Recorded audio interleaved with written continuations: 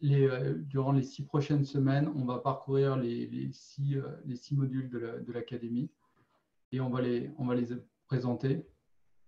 Aujourd'hui, on a Marshall Lefter qui a rédigé le premier module avec Nassim, qui sera là pour présenter ce module et répondre à quelques-unes de vos questions. Et moi-même, j'aurai le plaisir de faire la traduction et de vous parler un petit peu de ce module. Et là, je regarde, on est déjà presque 600 personnes sur le live. Maybe Marshall, you can present yourself, start saying a few words, and if you can say maybe 2 sentences and I translate and then you continue. Okay, do you want me to start with an intro about myself or about the module? What would you like? I think about yourself, even if you are well known, and then starting with the module.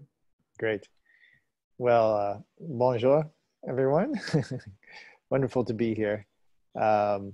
And so I have known Nassim for 20 years. Donc, bonjour à tous.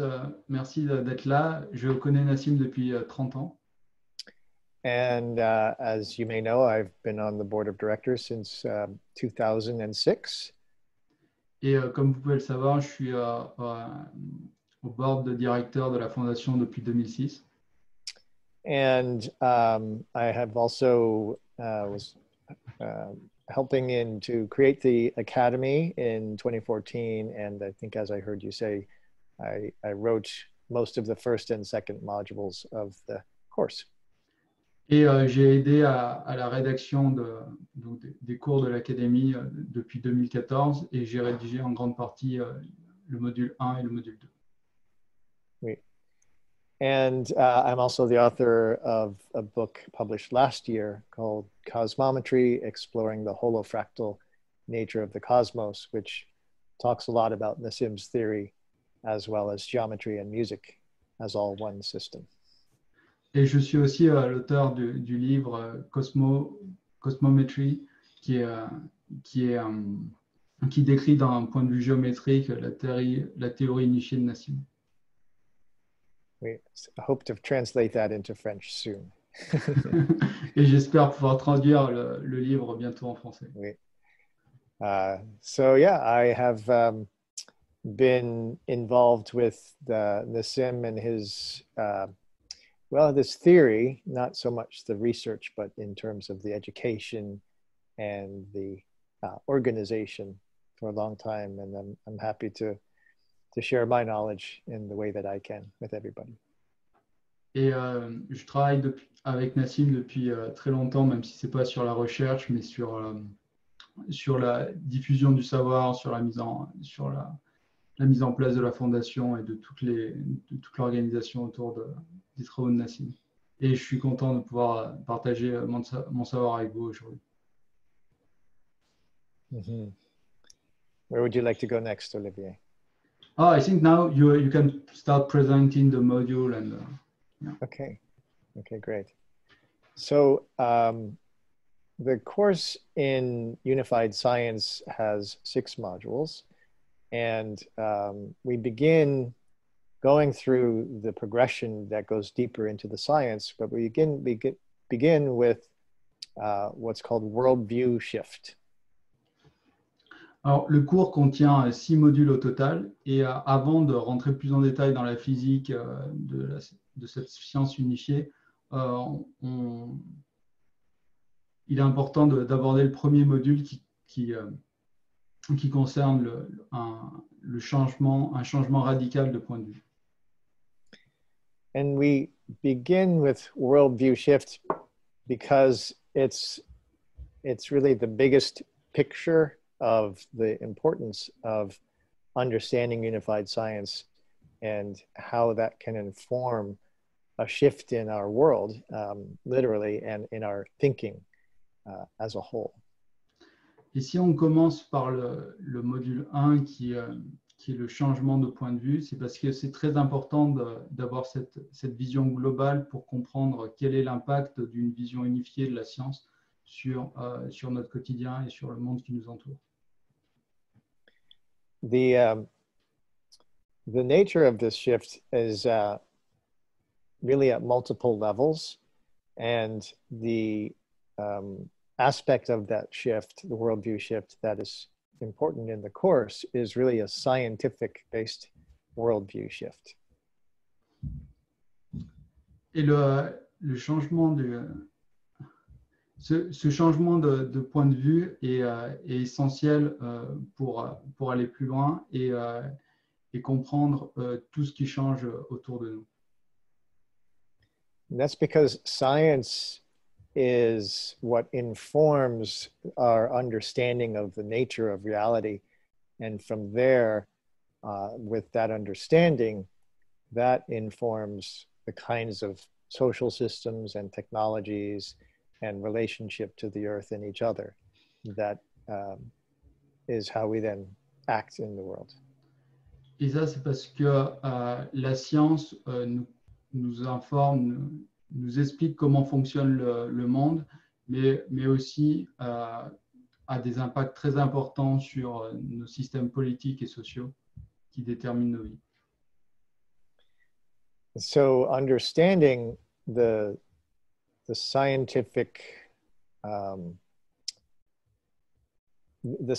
understanding of nature and of reality,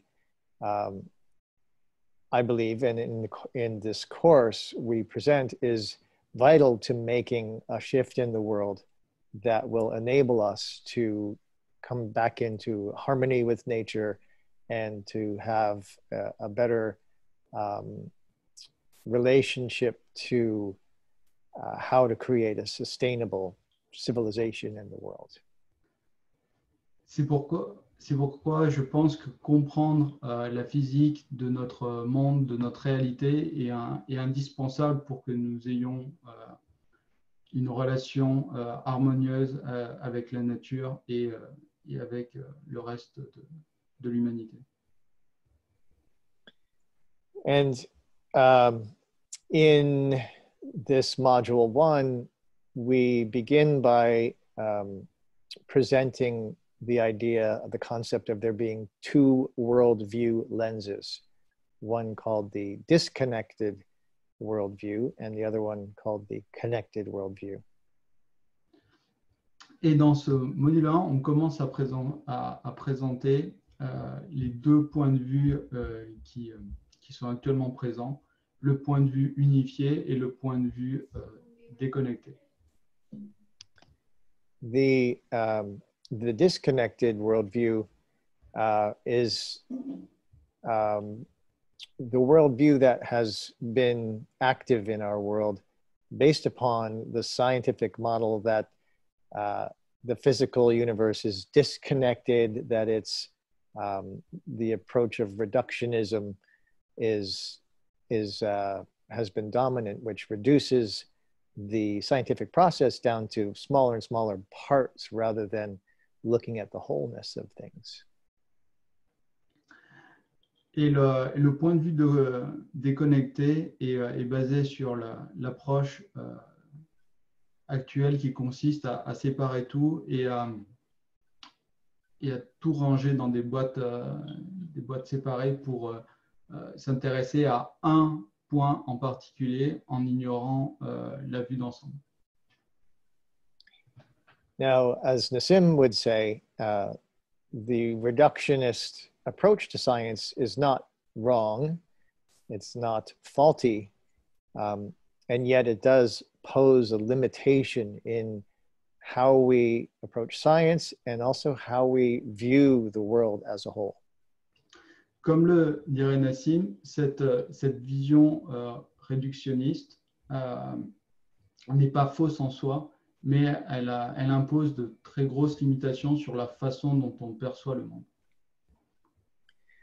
And so it's important to recognize the value of the materialist reductionist approach of science and physics, while also recognizing the limitation and how that limitation has caused humanity to head in a particular direction, how that worldview, the disconnected worldview, has caused us to move in a specific direction in creating our society and technologies.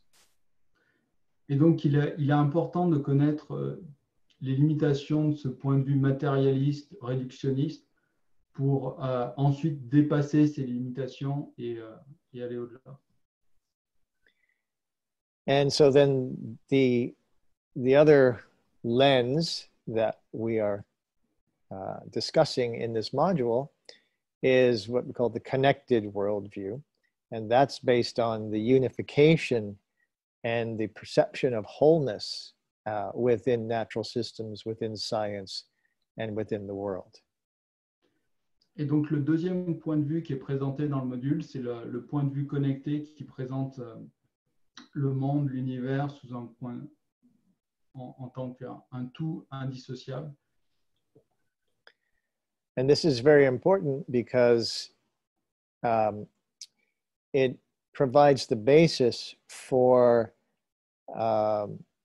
an approach, a scientific approach, and a scientific understanding about the nature of our world and of the universe that that begins with the idea and also shows it to be true that everything is connected and that there are levels of. I'm not a professional translator, so if you make sentences shorter. too long, I'm missing a part of it when I'm translating it.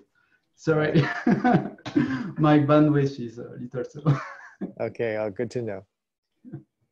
So, donc cette approche unifiée est très importante parce que elle nous permet de connecter les choses qui jusqu'à présent étaient non connectées et donc de voir et de faire apparaître, de faciliter la compréhension.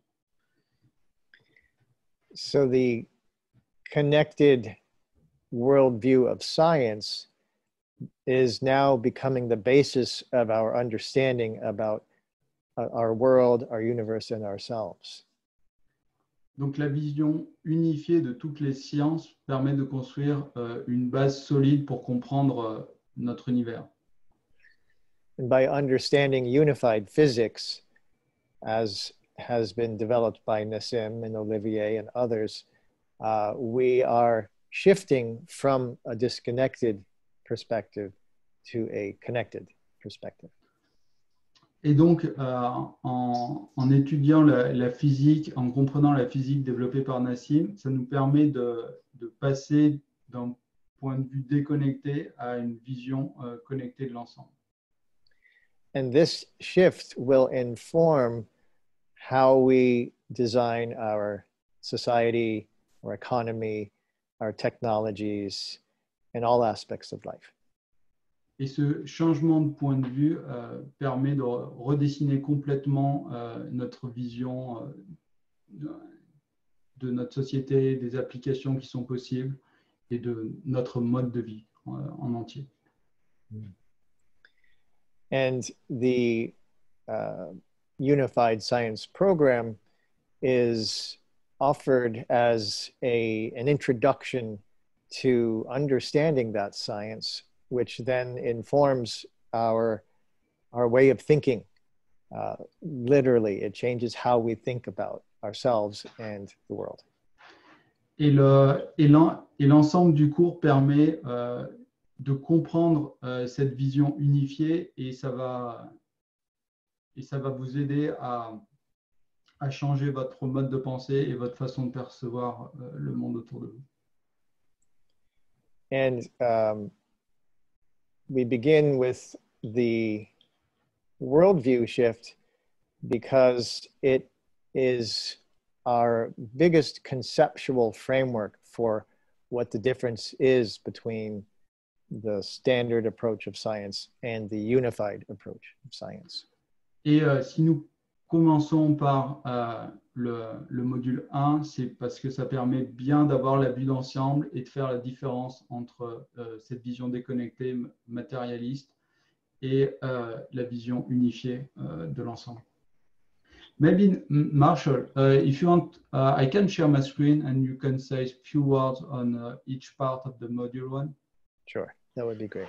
Je vais partager mon écran avec tout le monde, comme ça vous pourrez, on va pouvoir parcourir ensemble les premières sections du module 1. So, Marshall, maybe, yeah, up to you. Oui, it's in French. Yeah. So, Donc, on a parlé du changement de paradigme. yes, we've been talking about that, and we've just Et talked des about deux visions du monde. the two lenses, yeah. Yeah. And Et so, du point de vue déconnecté. Donc yeah. là, on aborde tout ça. Peut-être, maybe you want to talk about Elizabeth Satori, say more about her. And, Well, we have in the program various scientists and researchers and other colleagues who make their commentary about this worldview shift. Donc, on présente différentes interviews de collègues, de scientifiques qui présentent leur point de vue sur ce changement de perspective. One of whom is Elizabeth Sahtouris, who is an evolution biologist for many, many decades. Et une d'entre elles, c'est Elisabeth Satori, qui est une biologiste qui travaille sur l'évolution depuis des dizaines d'années. And she has studied what worldviews are and what worldview shifts are about.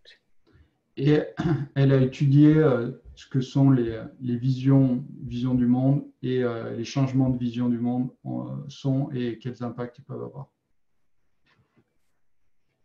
And Olivia, I'm just going to bring up my English version so I can scan ahead here.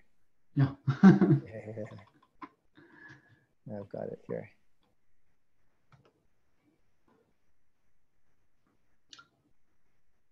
Et donc dans la partie ensuite, il y a Marshall qui nous présente comment changer son point de vue. So in this section called the disconnected worldview, we also talk about how did this disconnected worldview arise? What is the history that led us to having this kind of scientific worldview? Et dans cette partie du point de vue déconnecté, on explique l'historique de comment cela est arrivé et comment ça s'est produit et pourquoi. And as well, we explore the consequences of a disconnected worldview based on the ideas of a random, reductionist, dead matter scientific worldview and how that affects our lives. Et on explique quelles sont les conséquences de cette vision déconnectée d'un monde uniquement matérialiste, mécanique, et quelles sont ces conséquences sur notre mode de vie et notre perception de l'autre. And we are seeing the consequences of this scientific paradigm, this worldview, in our world today. Et nous voyons les conséquences directes de ce point de vue dans notre monde actuel. Because we can see how, as a people, we are disconnected. As in our technologies, there are aspects that are causing us to not be able to connect, and also the challenges we have with nature because of this worldview. Et nous voyons du coup les difficultés apparaître dans nos relations avec les autres et avec la nature qui nous entoure. We also have commentary from Kimberly Gamble and Foster Gamble, who created the Thrive film and have been longtime friends and colleagues of Nissim. Et nous avons aussi une interview de Kimberly Gamble et Foster Gamble qui ont réalisé le film Thrive et qui sont des amis depuis longtemps de Nassim. And then the next section is called Shifting Our Worldview. Et dans la section suivante, qui est changer notre point de vue du monde, and how in the evolution of a civilization, there's a natural progression from the disconnected approach to realizing that everything is connected. et dans l'évolution d'une civilisation, il est naturel de passer d'une vision déconnectée à une vision connectée du monde. And it's both from a spiritual perspective and importantly, as we're describing in our program, it's also from a scientific perspective. Et cela, c'est aussi vrai d'un point de vue spirituel que d'un point de vue scientifique. In fact, the unified physics model is very complementary to spiritual understanding, and usually people start with the spiritual and get the understanding there. Et la physique unifiée permet à la fois de comprendre la partie spirituelle que la partie matérialiste. Et bien que certaines personnes commencent souvent par la partie spirituelle. And what we are saying is that it's very important, it's vital to have a scientific basis of a worldview change that shows that everything is connected and then has the technological capability based on that understanding to shift our world. Et c'est essentiel d'avoir cette connaissance pour pouvoir passer à l'étape d'après et comprendre l'ensemble. Then the next section is about the roots or the history of unified physics and a connected worldview. Et dans la section suivante, on parle des origines de la physique unifiée et comment ça s'est passé. Which goes back to the early understanding of Einstein and relativity, quantum theory, and into the later research of David Bohm and others like that. Et ça va de Einstein et de la mécanique quantique jusqu'aux recherches plus récentes de David Bohm et d'autres. So this unified worldview has been in development for many, many years preceding the Sims work. Et ce travail sur une vision unifiée est en cours depuis de nombreuses années, notamment grâce au travail de Nassim. And the final section is about the implications of a connected worldview, which, as I mentioned, will inform our entire relationship to society, technology, nature, and the world. Et la dernière partie parle des implications d'une compréhension de ce point de vue connecté et de tous les impacts que ça va avoir sur notre société, les applications technologiques, notre relation aux autres et notre relation à la nature. And so again, we begin with worldview shift because it's the biggest perspective that we have on what the nature of this shift and the importance of this shift is. Et on commence par ce module 1 parce que c'est très important d'avoir cette vue d'ensemble pour comprendre toute la suite qui va venir après. Oui.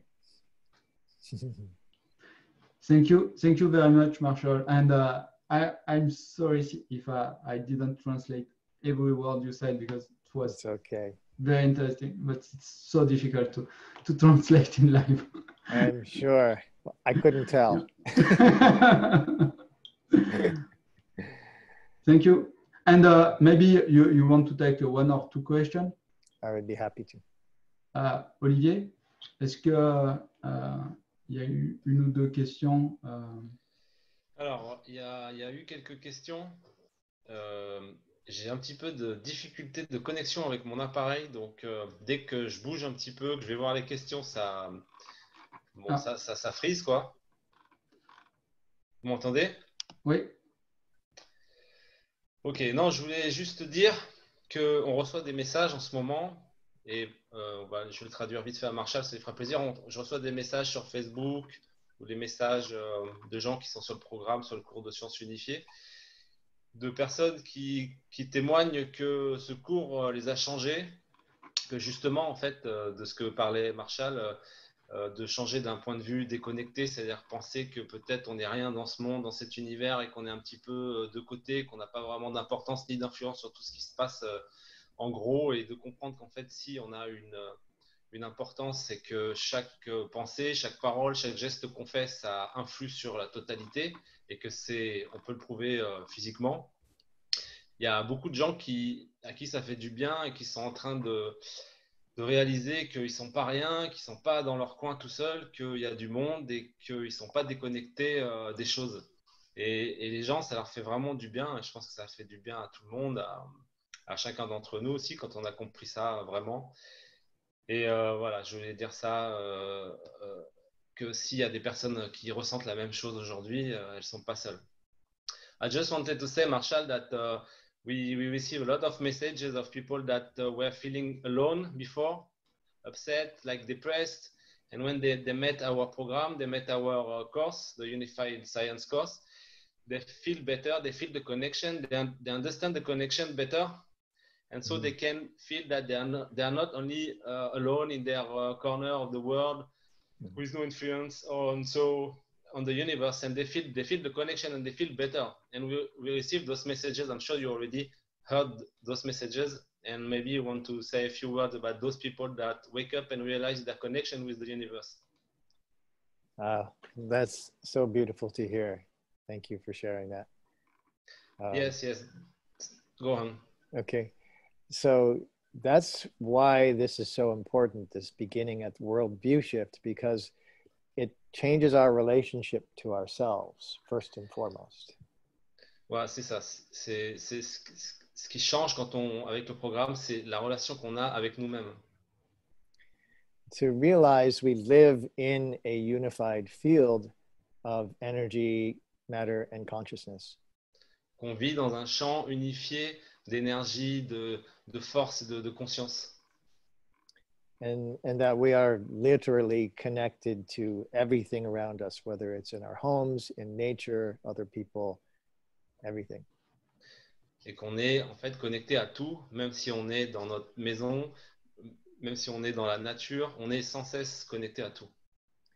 And by knowing that, we can, as you said, we can feel better inside ourselves instead of feeling alone and separate, which is not a good feeling. Oui, et en sentant cette connexion au tout, on se sent mieux automatiquement parce que on se sent plus seul. And that's why this is so important that people understand this scientific worldview shift, because it makes it, our minds can understand it, not just our feelings, but our whole sense of self and identity can understand it. C'est ça, et les gens se sentent mieux, et ça parle aussi à leur cerveau, ça parle pas seulement à leur cœur, aux gens qui sont un petit peu intuitifs et qui sentaient ça, qu'ils n'étaient pas déconnectés, qu'ils étaient connectés à tout, mais qui passaient un petit peu pour des fous. Maintenant, on a la science, on peut le prouver physiquement, et on s'adresse aussi à la raison des gens pour pouvoir comprendre qu'ils sont connectés au tout. And so it makes me so happy to hear that people are already having that experience, just beginning to come into this program. Ouais, et Marshall est très heureux d'entendre ce genre de témoignages de gens, puisqu'il a participé à la rédaction de ce cours, à qui ça fait du bien, qui se sentent connectés avec le monde, avec l'univers, avec les autres, avec soi-même, avec le tout. Ok, Olivier, on a... Maybe another question for you, Marshall. Someone is asking, how did you come up from a déconnected point of view to a connected point of view? So, yeah, what makes you think about a connected point of view coming from a completely disconnected point of view? Donc, quelqu'un demande comment, comment Marshall a pu avoir l'idée de passer d'un point de vue complètement déconnecté à une vision unifiée de l'ensemble. So there are many ways to have that realization. Il y a beaucoup de façons d'arriver à cette réalisation. It can begin with a intuition, an insight from however that may happen. Ça peut venir d'une intuition, d'une révélation. And then it can begin with our thoughts. Et ensuite, ça se poursuit par nos pensées, nos réflexions. And to allow ourselves to start thinking and being aware of the fact that everything is connected. Et de nous permettre de commencer à envisager la possibilité que tout est connecté. Even if we don't understand the science yet. Même si on ne comprend pas tous les mécanismes physiques et la science qui est derrière. To look at the world from that lens. Et de regarder le monde avec ce nouveau point de vue, ce nouveau modèle. And then see how that feels and how it changes our thoughts and our relationships. Et ensuite percevoir, ressentir quelle est l'implication de ce changement de point de vue. And to realize we are participants in the connected universe.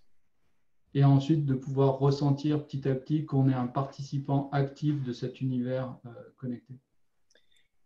And then to study the science informs our understanding at another level. Et ensuite, étudier la science qui explique cela permet de comprendre à un niveau supérieur. Now, it's important to understand the science. You don't have to understand all the technical aspects of the science. Il est important de comprendre qu'il n'est pas nécessaire de maîtriser tous les aspects techniques de la science. The unified physics model is simpler than the contemporary modern physics, quantum and standard model physics, etc. Et en plus, le formalisme mathématique de la physique unifiée est même plus simple que le modèle standard de la physique moderne. And so it's easier to understand conceptually. Et donc, il est plus simple de comprendre ça conceptuellement. That's the way I understand it myself. I'm not so technically oriented as Olivier. Et c'est comme ça que moi-même j'ai compris parce que je suis moins technique. And so it begins with an intuition and a sense of connectedness, and then a deeper research into the science and that understanding. Et donc, j'ai commencé par une intuition que tout était connecté, et ensuite, j'ai poursuivi les recherches pour vérifier cette première intuition. And when we get that understanding, finally our mind can get it, and our mind can relax knowing we are connected. Et enfin, quand on acquiert cette connaissance, notre pensée peut commencer à comprendre cela et à l'accepter, et on devient plus tranquille. Oui. Thank you, Marshall. My pleasure. Thank you, Marshall. All right, no more questions now? There are a lot of questions. We could go on. Yeah, maybe Olivier Thomas, a last one. One more. Yeah, il y a des questions, mais c'est surtout des questions liées à la physique. Alors, c'est vrai que normalement, la physique, on va l'aborder dans les modules 3 et 4. Une question qui est liée à la rétroaction. Plutôt, Olivier, je sais que Marshall, il connaît très bien Kimberly Gumbel. Et il y a une question sur Kimberly Gumbel, donc autant poser celle-là. Tu la vois ou je la pose? Tu peux la poser. Donc, il y a Jim Messina qui demande pourriez-vous donner quelques infos à propos de Kimberly Gumbel, car on ne peut s'empêcher de faire le lien avec Procter & Gamble, qui détient les marques de produits industriels et qui pourrait être associé à des activités lucratives. Donc, quel est le sens de son engagement au sein de la Fondation? Marshall, there is a question about Kimberly Gamble, and I think it's interesting. It's because everyone knows Procter & Gamble, this big corporation selling products, and they want to know which kind of connection there is between the Gambles and the Resonance Science Foundation, and what Kimberly Gamble is doing in basically in the world. Yes. So, well, first of all, Kimberly Gamble is married to Foster Gamble. Kimberly Gamble est mariée à Foster Gamble, qui lui est de la famille des Gamble.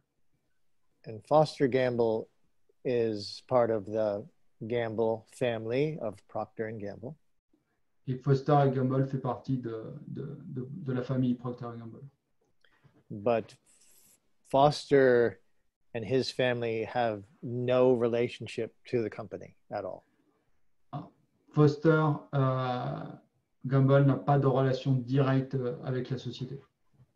Yes, that's been for a long time, no direct relationship with the Ils n'ont company. pas de relation directe depuis longtemps. Now, Foster was one of Nassim's first sponsors back in the 1990s. Foster est un des premiers soutiens financiers de Nassim depuis les années 90. And Foster has been researching the geometry and the torus and the unification of science for 30 to 40 years. Et Foster s'intéresse et mène des recherches sur la géométrie, le torus et l'unification des sciences depuis 30-40 ans. And so when he met Nassim, he felt that Nassim was correct in his approach to physics. Et quand il a rencontré Nassim, il a compris que Nassim avait raison et avait la bonne perception de la physique. And Foster and Kimberly then produced the movie called Thrive. Et Foster et Kimberly ont réalisé le film Thrive, que tout le monde peut voir sur YouTube et qui est en français. Which came out in 2011. Qui est sorti en 2011.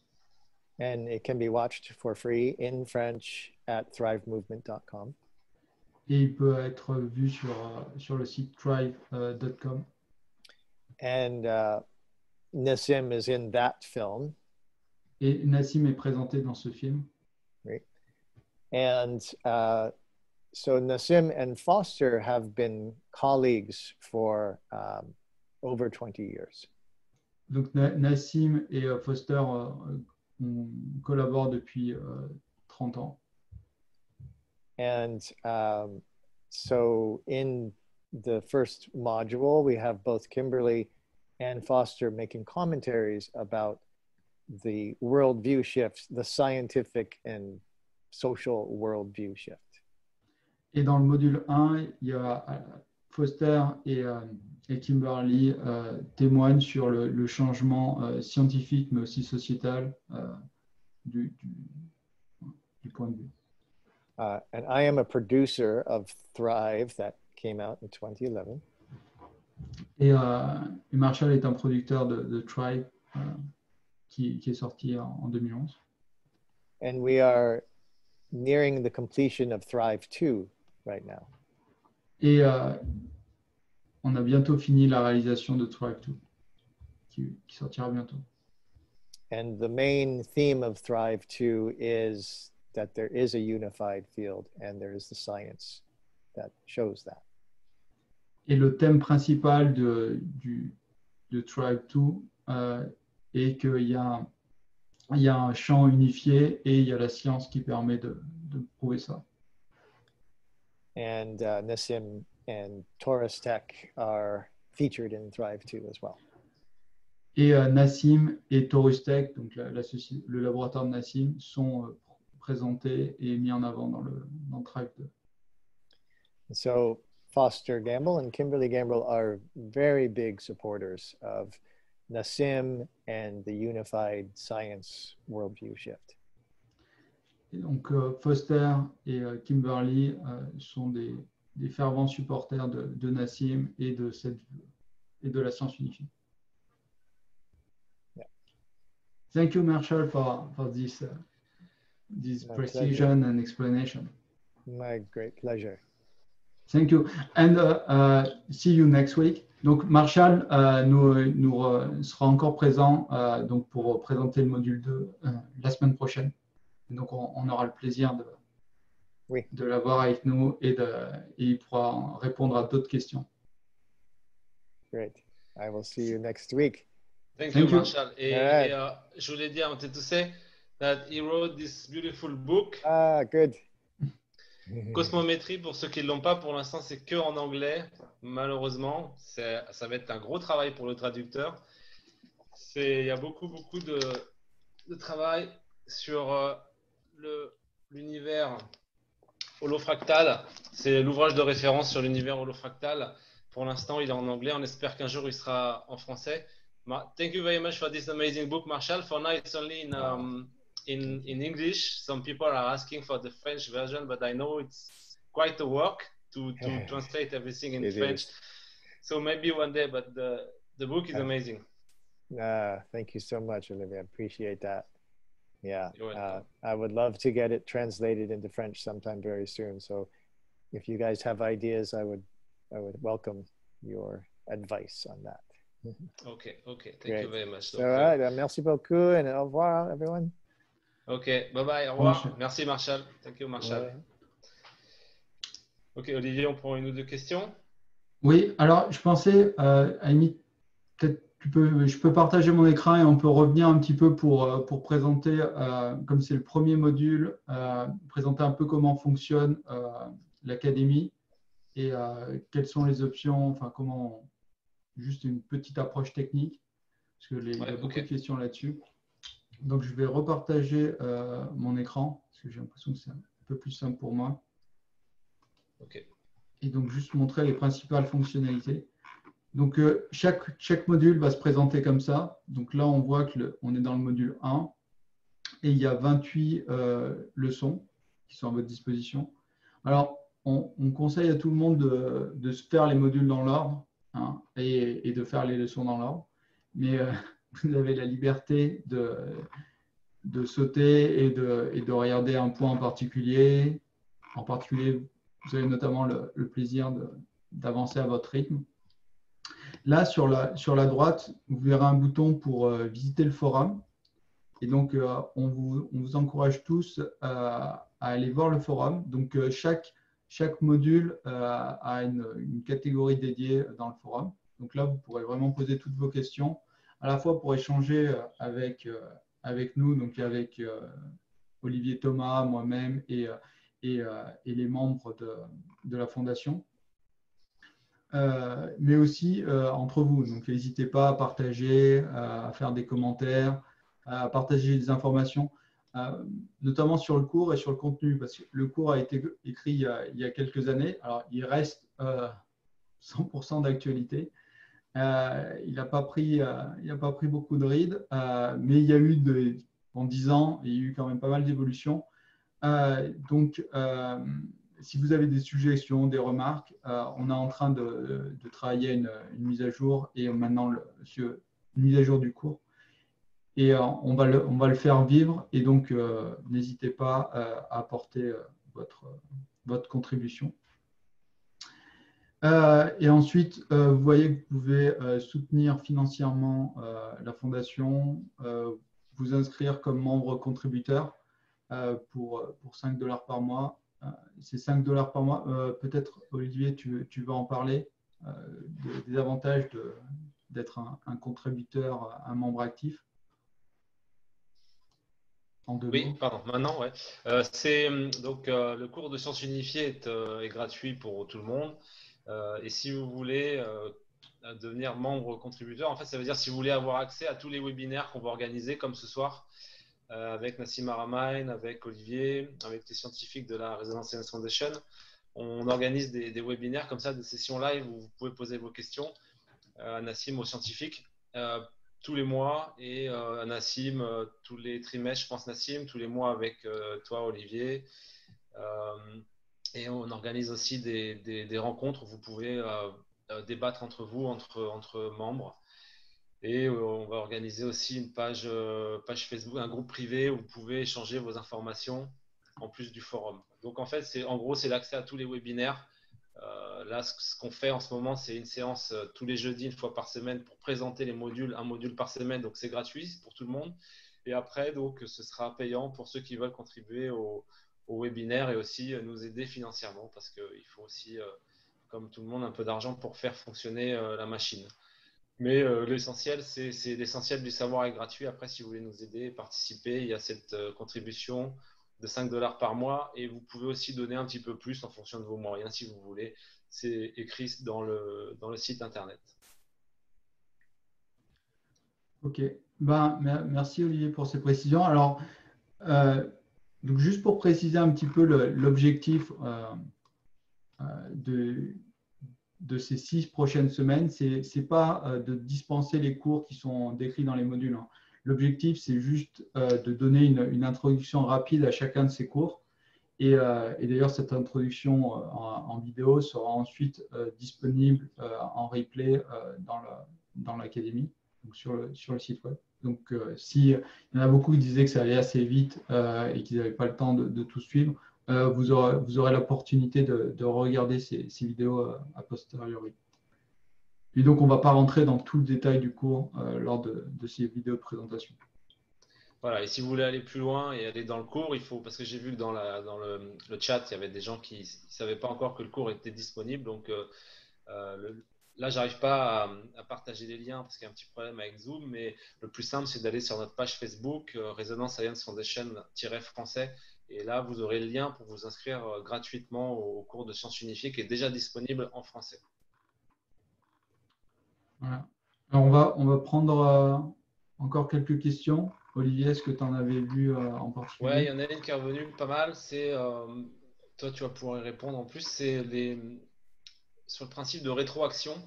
Donc, on en parle un petit peu dans le module 1, mais pas beaucoup. Mais c'est sur le principe de rétroaction qui crée la conscience à ce principe de feedback, de retour d'information, de boucle d'information que certaines personnes n'ont pas vraiment compris. Oui, alors c'est une question d'Agnès et Jean-Luc.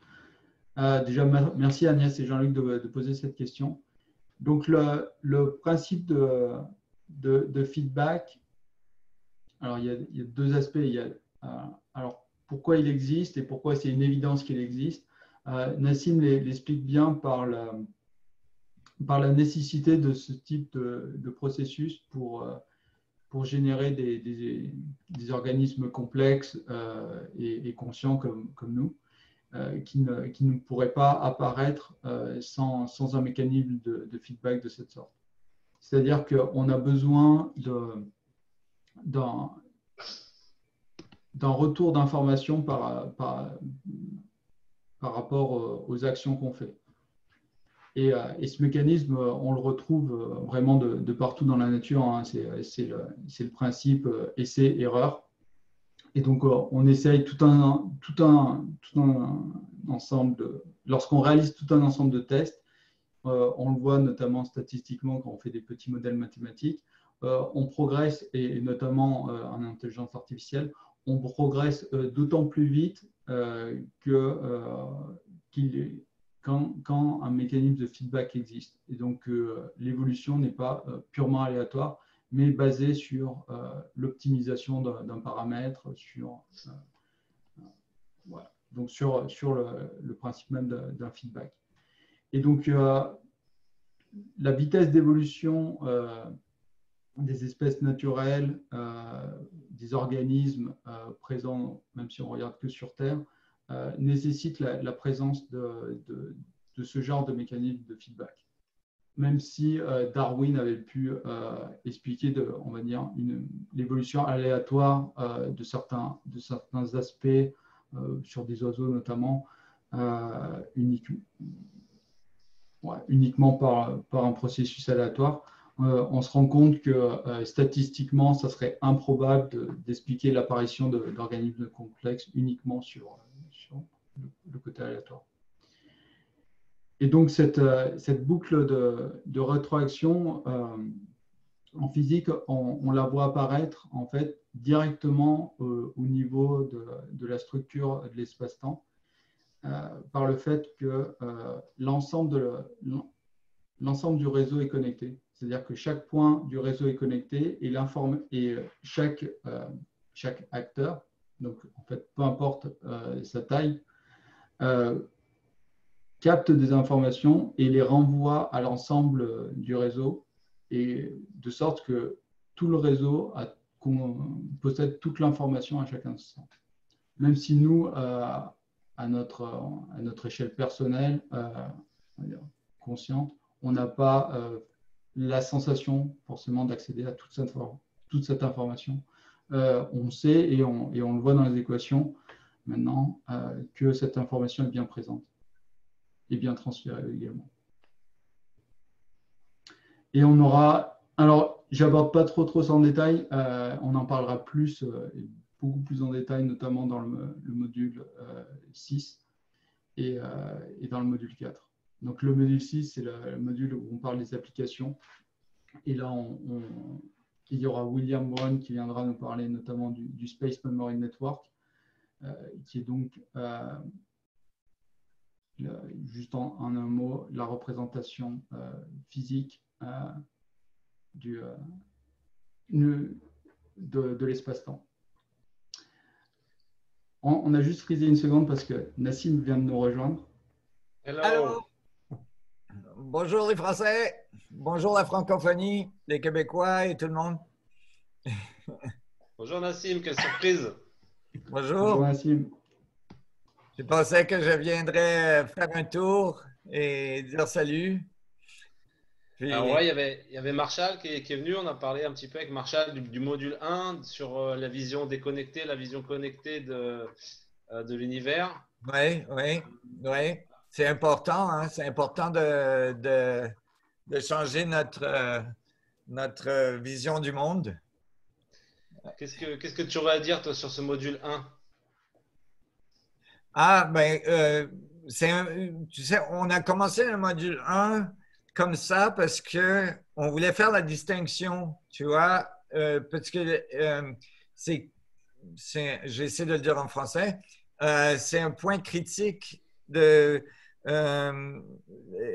on a tous été enseignés, on a eu cette culture dans notre jeunesse, dans notre évolution, que on est tous des individus, que la conscience se passe à l'intérieur de toi, qu'on est isolé, que les choses sont isolées, quand on regarde un objet comme ça, cet objet, en fait, ça c'est un joli objet, mais qu'un objet est séparé de nous et que cet objet n'interagit pas nécessairement avec nous, qu'une personne d'un côté de la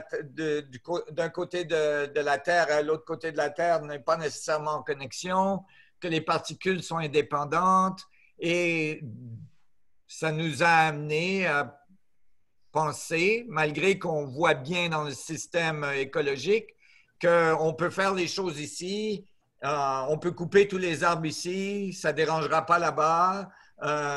Toutes les choses sont divisées et toutes les choses sont rangées dans des petites boîtes, et que la science, tu sais, la physique, c'est la physique, la biologie, c'est la biologie, l'astrophysique, c'est l'astrophysique, et que ces choses-là ne se mélangent pas, alors qu'on voit bien que toutes les choses sont intriquées l'une dans l'autre, qui sont, par exemple, quand on étudie la biologie, la biologie, elle est faite d'atomes. Les atomes sont faits de particules subatomiques et tout ça. Donc, on ne peut pas étudier la biologie sans comprendre la physique, sans comprendre.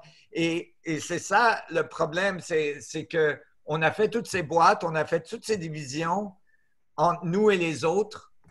Et malgré que notre environnement clairement nous montre que tout est connecté, que tout est intriqué.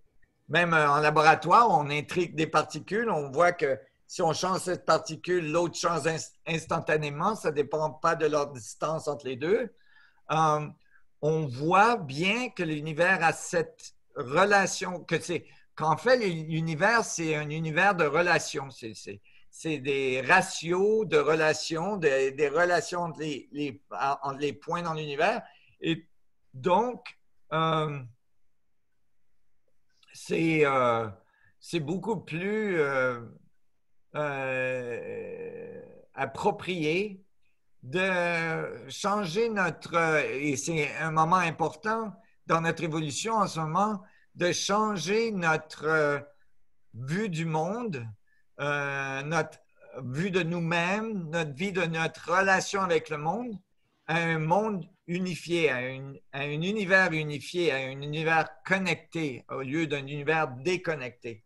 On a voulu commencer pour que l'étudiant comprenne que là, on changeait notre vue du monde à un univers connecté et qu'on allait étudier qu'est-ce que l'univers déconnecté nous a amené, où ça nous a amené et comment on a développé les physiques et la science basée là-dessus et qu'est-ce que une worldview, une vue du monde nous amènerait, où ça nous amènerait si on avait une vue connectée. Oui, et de toute façon, l'univers est connecté, puisque comme tu dis, les grandes choses sont faites de petites choses, et donc en fin de compte, peut-être qu'on a fait un pas, on a regardé pas dans la bonne direction, puisque tout est connecté par la force des choses, en fait, quoi. Rien ne peut être déconnecté de rien d'autre. Exactement. Et de penser que, on a même écrit de la physique, cette vue de l'univers déconnecté nous a même amené à des solutions de physique où on a de la physique pour les grandes choses et de la physique pour les petites choses, la physique de relativité et la physique quantique. Et ils ne s'entendent pas. Et jusqu'à récemment, c'est-à-dire que quand je l'ai dans les conférences de physique il y a 25 ans, quand je leur disais, mais il doit avoir un moyen de tout connecter, il doit avoir une solution pour tout connecter. En général, malgré que c'était bien connu qu'Einstein avait travaillé là-dessus et tout ça, en général, les physiciens disaient, mais non, on n'a pas besoin, on a une bonne solution pour les grandes choses, on a une bonne solution pour les petites choses, on n'a pas... Pourquoi tu veux tout connecter? et la réponse était évidemment, mais les grandes choses sont faites de petites choses. Alors, il doit y avoir un moyen. L'univers ne peut pas utiliser deux mécanismes complètement différents puisque l'univers est clairement unifié, alors que nous, on ne l'est pas. Et aussi,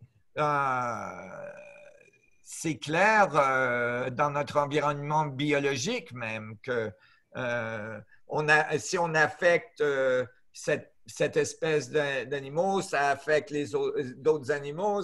Tout est en relation avec tout pour qu'il y ait un équilibre très important dans le système naturel pour qu'il fonctionne de la bonne façon. Comme les virus d'ailleurs, on voit qu'on est tous connectés puisque le virus se connecte partout. Autant les personnes qui sont très importantes, les présidents, les SDF, en fin de compte, on se rend compte avec ce virus qu'on est tous connectés, humainement. Oui, exactement. Et que la Terre, en fait, c'est très petit. Hein. Le virus, ça ne lui a pas pris le temps à se propager. Et qu'on habite tous sur le même monde et donc qu'on est tous intriqués avec les autres. Et ce qu'on fait en Chine ou aux États-Unis ou en France, ça affecte tout le monde. Ce que chaque personne fait individuellement affecte tout le monde. Qu'il n'y a pas de façon de se séparer de l'univers, tu sais, de dire moi, et aussi que quand on fait de la physique, on ne peut pas mettre les choses dans les petites boîtes. On peut les mettre dans les petites boîtes, mais il ne faut pas oublier qu'on l'a mis dans une petite boîte. Alors on fait des équations, par exemple, d'entropie, de conservation d'énergie, de conservation de mouvement angulaire, tout ça. dans ces choses, on commence la théorie en disant dans un système isolé. Mais dans un système isolé, c'est où? Si vous regardez dans un dictionnaire de physique, système isolé, la première ligne, si c'est un bon dictionnaire, devrait dire, et en général il le dit, qu'il n'y a jamais eu un système qui a été trouvé qui est complètement isolé. Tous les systèmes sont en relation avec les autres. Par exemple, tu peux faire une cage de Faraday et tu peux t'isoler plus ou moins des champs électromagnétiques. Tu n'arriveras pas à 100%, mais peut-être que tu peux avoir un peu plus d'isolation, mais tu ne t'isoleras pas des champs gravitationnels. Tu ne t'isoleras pas parce que tu ne vas pas te mettre à flotter parce que tu as réussi à isoler ta chambre. Tu vois? Alors, c'est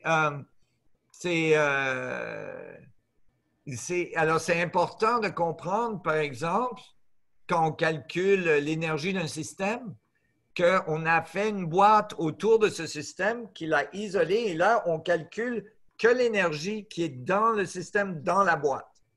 Mais ça ne veut pas dire que ce système n'est pas en relation avec des sources d'énergie qu'on ne connaît pas.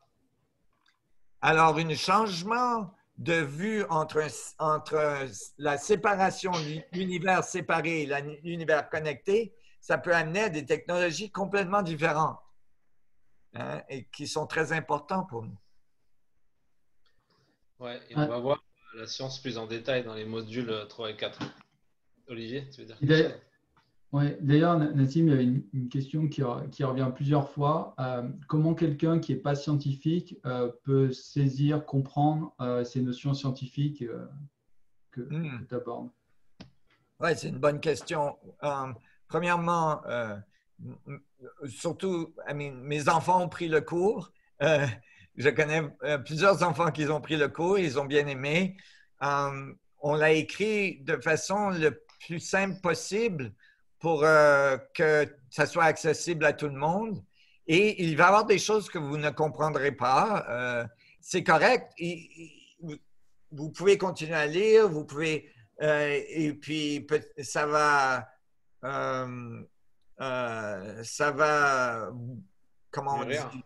Mûrir à l'intérieur de vous. Éventuellement, vous allez probablement, ça va peut-être vous revenir, mais ce qui est important surtout, c'est de comprendre les principes de base. C'est surtout ça qui est important parce que ça vous dit des choses très profondes à propos de vous. Ça vous dit des choses très profondes à propos de vous, de l'univers, de votre relation avec l'univers et comment il fonctionne. Et ça, c'est très important. Ça change les choses dans votre structure de conscience à l'intérieur de vous quand vous découvrez ces mécanismes et que ce n'est plus que des concepts spirituels ou religieux, mais ça devient la compréhension de comment les choses fonctionnent vraiment dans l'univers. Ça fait un gros changement, même quand Olivier et moi, on travaille sur les physiques et on trouve des choses très profondes. Je sens le changement en moi. Par exemple, dernièrement, on a pu calculer la vitesse d'un champ électromagnétique dans l'univers qui se propage à une vitesse de 10 à la puissance 40 fois plus vite que la vitesse de la lumière. Et quand je regardais l'équation et que je regardais la relation de cette équation avec toutes les autres choses dans l'univers, la première chose qui m'est passée par la tête, c'est mais ça, c'est la vitesse de la conscience et la vitesse de la pensée. Parce qu'on voyait que à partir des équations, en fait, c'est de la façon que l'information est transmise à toutes les autres particules dans l'univers, la vitesse à laquelle l'information est transmise à toutes les autres particules dans l'univers pour créer la température de notre univers. Et ça donnait la bonne réponse. Et donc, j'ai mais quand, bon, c'est bien mathématiquement, c'est bien mécaniquement, c'est bien physiquement, mais surtout quand j'ai compris, quand j'ai vu ça et que j'ai senti ça à l'intérieur de moi, j'ai comme senti cette vitesse, tu sais, j'ai comme senti ce flux d'informations qui passe de tous mes protons à tout l'univers et qui me revient de l'univers dans ce champ rétroactif continu de mon expérience, la vitesse de la conscience. Et ça m'a tout de suite rappelé ma conversation avec le Dalai Lama que j'avais eue l'année passée, et, où il avait parlé qu'en dessous du champ de Planck, il devait y avoir quelque chose d'encore plus subtil qui était la particule de la conscience. Et donc, c'est des choses comme ça, quand on les lit, ça peut être difficile, ça peut être, surtout dans le module 3, ça va être plus difficile parce qu'on fait l'histoire de la science moderne et c'est un peu discontinué. Déconnecté, oui, parce que ça fait partie du modèle déconnecté, alors c'est un peu déconnecté, c'est difficile à lire, mais si vous comprenez les principes fondamentaux, après, quand vous arrivez au module 4 avec la science connectée, ça va faire plus de sens. Et puis aussi, vous allez voir, vous allez absorber et ça va peut-être ressortir quand vous y attendez le moins. Dans le milieu de la nuit, vous allez vous réveiller et la lumière va allumer ou ça peut être avec une conversation avec un copain ou une copine. Ouais. Mais en général, on l'a écrit pour que tout le monde le comprenne. Ouais. Olivier, tu veux prendre une question? Sinon, il y avait vite fait, alors des gens qui demandent, je sais que vite fait avec toi, Nassim, c'est difficile, mais si tu veux expliquer un petit peu le principe holographique. Mais le principe holographique, en général, mais surtout le principe de la masse holographique, mais le principe holographique qui est dans la physique standard, ça a été une découverte qui a été faite à partir de plusieurs physiciens avec De Hoof et Susskind et Bekenstein qui ont trouvé que l'information qui tombe dans un trou noir, en fait, est imprimée sur la structure du trou noir, sur la surface du trou noir, de façon holographique, et ça donne la bonne température pour le trou noir. Et donc, ça a été appelé holographique. Et comme une empreinte holographique sur une surface, sur la surface du trou noir, et que toutes les petites bits d'information, ça se dit les bits d'information, les bits comme une bit d'information dans votre ordinateur, chacune représente une structure de Planck, une oscillation au niveau de la structure de Planck, c'est-à-dire une oscillation qui est très, très, très, très, très petite. C'est comme un pixel ou un voxel de l'univers. Mais ils l'avaient fait en 2 dimensions. Ils avaient assumé qu'on ne peut que considérer ce qui est sur la surface. Et il avait écrit les équations en 2 dimensions. Moi, j'étais arrivé aux mêmes conclusions d'un autre côté et j'avais considéré le volume. Et j'ai donc découvert que la relation de ces pixels d'information sur la surface est en relation avec les pixels d'information qui sont à l'intérieur du volume. Et donc, c'est des voxels, c'est-à-dire c'est des pixels qui ont un volume, et donc des petites sphères oscillatoires au niveau de Planck, et que la relation entre l'information à l'intérieur du volume et l'information sur la surface donne la bonne solution pour la masse du système. La masse du système, si c'est un trou noir dans l'univers ou si c'est un proton dans un atome. Et ça donnait aussi la bonne force, la force forte qui tient les protons ensemble, ça donnait la bonne relation avec la gravité, ça donnait la bonne relation d'énergie. Et là, on a découvert avec Olivier, quand on a utilisé la même équation pour le reste de l'univers, ça donne la bonne température pour l'univers, ça donne les bonnes échelles, les galaxies, les amas les super amas de galaxies, les amas, les galaxies, les soleils ou les étoiles et tout ça. Et donc là, on a pu décrire tout l'univers, incluant la table des éléments, en utilisant cette équation qui nous dit que la masse, l'énergie, la température des systèmes et tout ça, toutes les forces qu'on voit, toutes les constances qu'on voit, c'est le résultat des mécaniques de l'information, les résultats de l'information qui passe d'une particule à l'autre dans tout l'univers. Et quand ce mouvement d'information fait les effets qu'on appelle la réalité, et éventuellement incluant la conscience. Alors, vous imaginez, c'est très élégant parce que premièrement, ça a été démontré.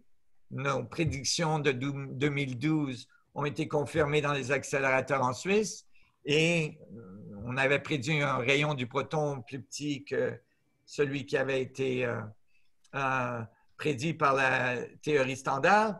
Et notre rayon a été mesuré. C'est maintenant le rayon utilisé officiellement par la physique et tout ça. Mais aussi, c'est très élégant parce que ça nous dit que tout point dans l'univers est connecté à tous les autres points dans l'univers. Et donc, à partir de ces équations, on peut étudier le proton et en déduire la grandeur de l'univers, combien il y a d'atomes dedans, quelle est sa température, quelles sont les constances qui sont dans l'univers, très, très précisément. À partir d'un point dans l'univers, on peut trouver le tout et donc c'est holographique. OK. Ah, Olivier, j'avais une question pour Nassim encore, un peu moins technique. Et c'est Laetitia de Place qui demande qu'est-ce qu'une vision unifiée change dans les relations humaines? Ah, oui, ça c'est l'équation que je travaille le plus dessus de ces temps-ci. C'est l'ultime application de ces équations. C'est la plus difficile, ça c'est sûr. La physique quantique, c'est beaucoup plus facile que les relations, surtout les relations amoureuses. Mais je dirais que j'essaye le plus que je peux d'imaginer, bon, premièrement, ça vous donne, premièrement, tu vois, c'est ce que j'appelle devenir vertical. Ça vous donne une opportunité de sortir quand on a des problèmes, quand c'est difficile, de s'arrêter, de dire, attendez, à partir de la galaxie, si je regarde à partir de la galaxie, mon petit problème ici, il devient très, très petit. Ça me donne une opportunité de sortir un peu de ce que j'appelle l'expérience horizontale et avoir une expérience verticale, de réaliser qu'on est connecté à tout l'univers et ça change notre perspective sur les choses. Mais dans les relations humaines, de savoir que nous sommes tous connectés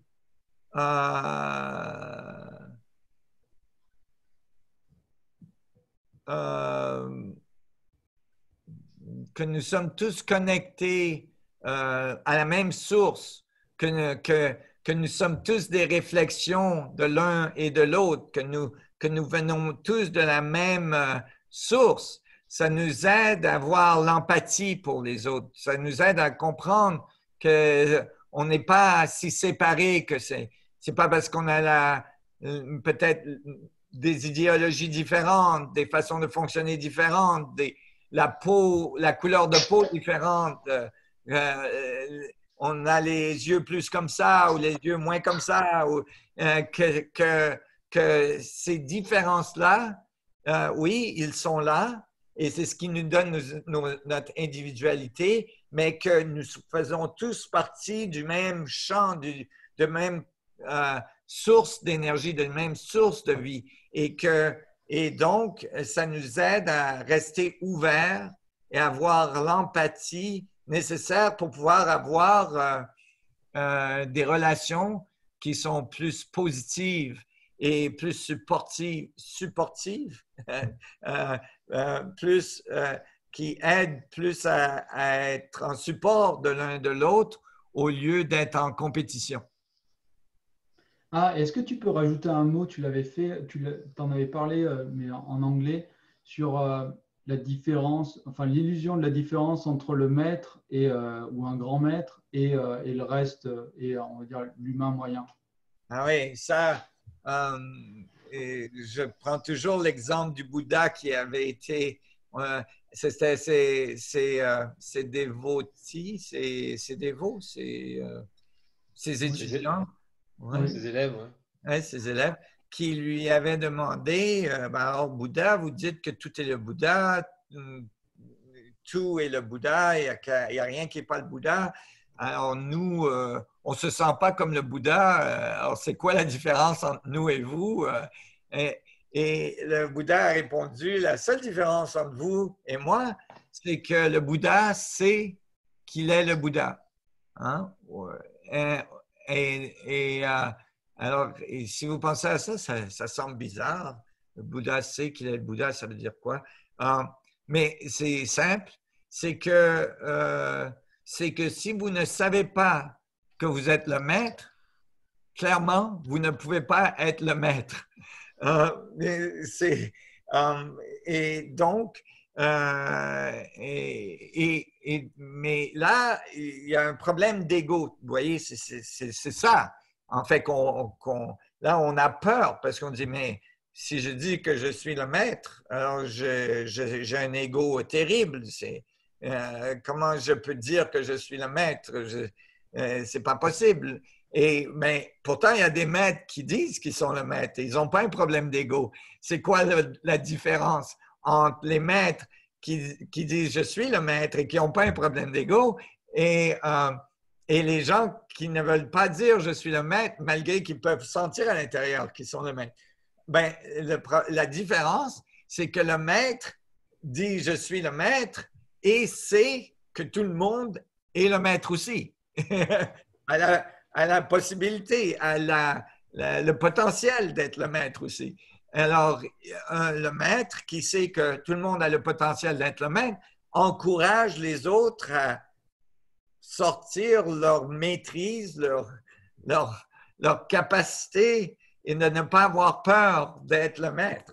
Et donc, mais aussi le maître sait que tout a la même source à l'intérieur d'eux. Et aussi, le maître se réfère à la capacité, donc, de faire les choses en corrélation, en harmonie avec la source de vie, c'est-à-dire avec la source de l'univers, c'est-à-dire que le maître fonctionne avec le flot d'informations et au service de l'univers et au service du flot d'informations pour pouvoir bouger avec l'information. Il ne fait pas les choses pour son ego, pour la reconnaissance, et ça, c'est à l'intérieur de nous. Il faut faire, c'est une bataille constamment qu'on fait de faire les choses pour la bonne raison et ça peut être très subtil. Il faut faire très attention et quand on le fait, ça devient de plus en plus facile. C'est pour ça que ça apparaît facile pour les maîtres d'être les maîtres. Mais aussi, il faut bien le dire, c'est ça demande beaucoup plus de maîtrise pour un maître d'être dans une relation humaine, par exemple avec une femme, des enfants et tout ça, que d'être dans une cave quelque part en Inde, isolé de tout le monde et avoir aucune responsabilité, et avoir des dévots ou des étudiants qui leur amènent la bouffe. Alors, il faut que vous soyez gentil avec vous. Vous allez être des maîtres. Et il y a des moments où vous n'allez pas être le maître. Et c'est correct. Et ça, vous allez passer du maître à l'étudiant probablement plusieurs fois dans une journée. Et le maître, c'est aussi le maître d'être l'étudiant et de reconnaître les moments où on peut grandir. Est-ce que ça répond à ta question? Je ne me souviens plus de la question. En fait, désolé. Non, c'est très bien. Ouais. Très bien. Ok. Olivier? J'ai l'impression. Oui, je pense, Nassim, tu peux en prendre encore quelques-unes? Oui. Ok. Là, j'étais en train de poster les liens sur le chat pour que tout le monde aille voir sur le site internet s'ils ont des questions, parce qu'il y a beaucoup de questions en même temps. On ne peut pas répondre à tous en même temps. J'ai oublié de dire tout à l'heure une chose à ceux qui veulent s'inscrire au programme des contributeurs, des membres contributeurs, donc payer pour avoir accès à tous les webinaires, que Nassim, tu dois le savoir, que le film The Connected Universe est maintenant offert à tous ceux qui s'inscrivent en tant que membres contributeurs. Donc, même pour les Français, il y a le film L'univers connecté, The Connected Universe, qui est sur Nassim et sur la théorie de Nassim, fait par Malcolm Carter et narré par Patrick Stewart, le capitaine ou amiral Picard de Star Trek, qui en fait narre ce film, et ce film est sur la théorie de Nassim. Il est très bien fait, ça s'appelle The Connected Universe, univers connecté, et il est accessible à tous ceux qui s'inscrivent au programme en tant que membre contributeur. Voilà, c'est une nouveauté, c'est à partir d'aujourd'hui, je crois. Alors, une petite question de Dominique Julien qui demande: est-ce que tout est physique, mathématique, donc explicable par le raisonnement? Là, c'est une bonne question. Il faut diviser la question parce que la première partie de la question, est-ce que tout est physique, mathématique? Je dirais géométrique. La mathématique, c'est le résultat de la géométrie. C'est pas la mathématique. L'univers ne fait pas des équations mathématiques. L'univers fait des relations géométriques et ces relations géométriques peuvent être exprimées mathématiquement. Alors, je veux être clair là-dessus. Oui, l'univers est tout géométrique et l'univers peut être expliqué fondamentalement dans ces relations, excepté que c'est une géométrie fractale à l'infini. Alors, dans une géométrie fractale à l'infini, il y a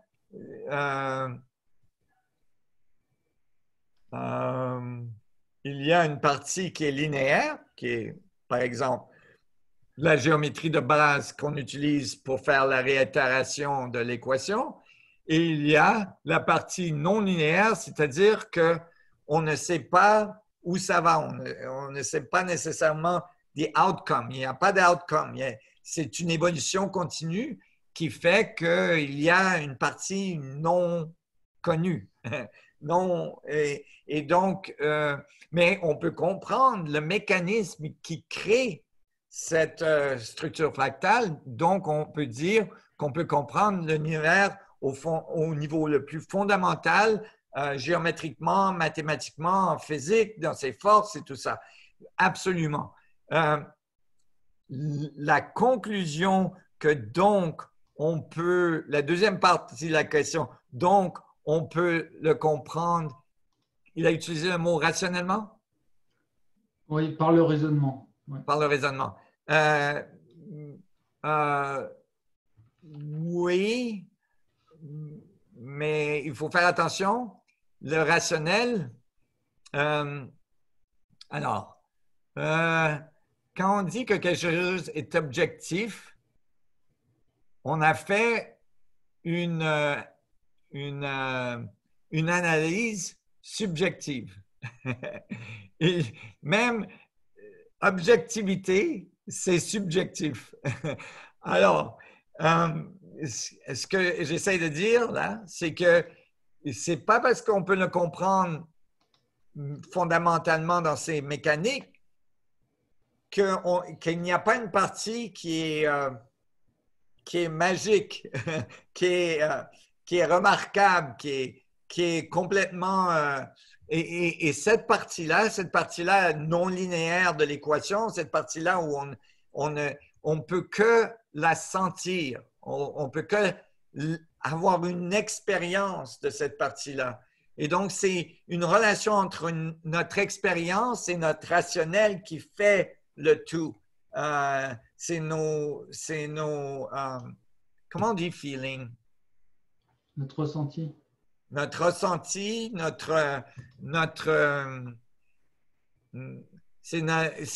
c'est ce que les gens parlent à propos d'avoir un cœur ouvert, d'avoir un ressenti empathique, d'amour et tout ça. Ça fait partie de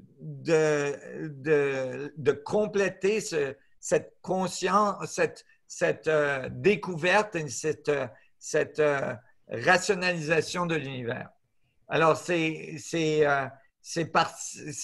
deux parties qui viennent ensemble et ce n'est pas parce que c'est géométrique et mathématique et qu'on peut le comprendre que ça veut dire que ce n'est que un exercice mental, c'est ce que je veux dire.